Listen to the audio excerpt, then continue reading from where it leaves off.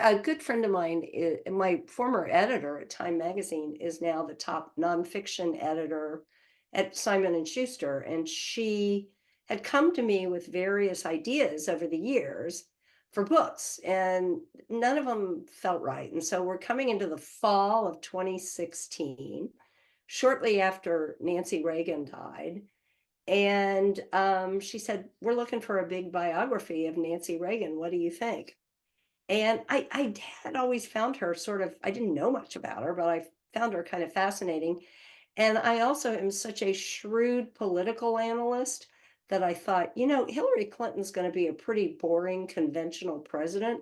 So maybe I need an outside project. So that's how 3 days later I had a book deal. I had come to Washington late in the first Reagan term. I see. And Paul and I had both worked for the LA Times, so Right. we kind of knew California. Mhm. And so, basically the Reagan era was my formative experience in Washington, even though I was a congressional reporter at the time. So her ambition was for him, really, then, and that, Absolutely. that framed her sense of identity. Is that Yeah. And she really, really mistrusted the ideologues around him. Mhm. I mean, she was pretty pragmatic about what she wanted to see him get done. And again, because she understood him, because, for instance, with the Cold War, she understood that alongside this, anti-Soviet Cold Warrior in his nature was an idealist who actually believed in the biblical prophecies of Armageddon and who was quite afraid of the world going up in a big nuclear blast. Yeah, they needed each other. They really compensated, I think, for each other's weaknesses and reinforced each other's strengths. But they were such a closed package Mhm. that everybody else was shut out, including their children, which is really kind of the running tragedy of the book.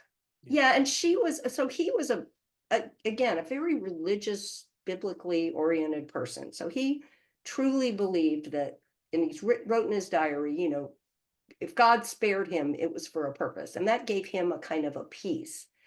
But she did not have that kind of religious grounding, and she also had this need to feel like she was in control, which is what sends her into the wackadoodle world of the astrologer. I talked to the people who would have to like give her his schedules so that she could give them to the astrologer. Wow. And really, how much more dangerous could you be for national security than entrusting the schedule of the commander in chief to some woman in San Francisco that you've never met in person? I It's had a blast. It's like when you're working on any story in journalism, you're always afraid you won't finish it, even if it's only 2 pages. If it's a 15-inch story, you're afraid something's gonna collapse. And so I had those anxieties throughout, but none of my fears ever happened. And it was really a fun experience. And it made me want to do it again. So now I'm writing a book. It's more of it's a part of the history of California. It's about the early years of Japanese emigration to California and how the Japanese were so mistreated on the West Coast. I mean, everybody knows about the World War II experience and internment, but even before that, they have a claim for being the worst treated immigrant group in American history. So that's what I'm writing about. The pre World War II era. There is a class of ambassadors who do live large. They tend not to be foreign service officers. They tend to be important people, rich people, donors to the president's campaigns who get these luxury posts in Paris and London and so forth. But the group that I was writing about were these basically, these civil servants who were sent to the worst places on earth and really liked it.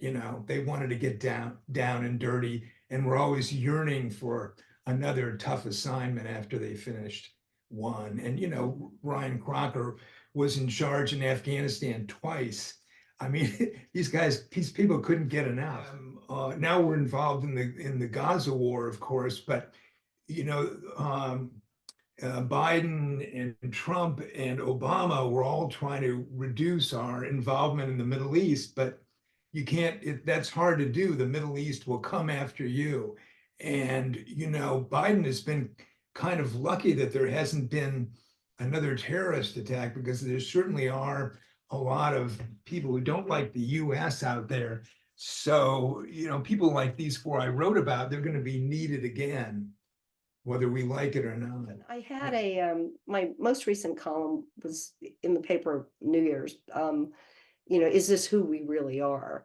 But basically what you find, I mean, as Biden is increasingly making his whole campaign about democracy and how do we preserve it, there you have seen over the years an eroding faith in democracy, and whether it's preferable to dictatorship in this country, but where it's really acute is, and I cite some poll numbers in the column, I mean, among like 18 to 24-year-olds, I mean, these young voters that the campaign really needs to get juiced up, close to 4 out of 10 of them will say that that either democracy, is no different from dictatorship, or that in some cases a dictatorship is even preferable. And how do you make the argument to those younger people what's really at stake?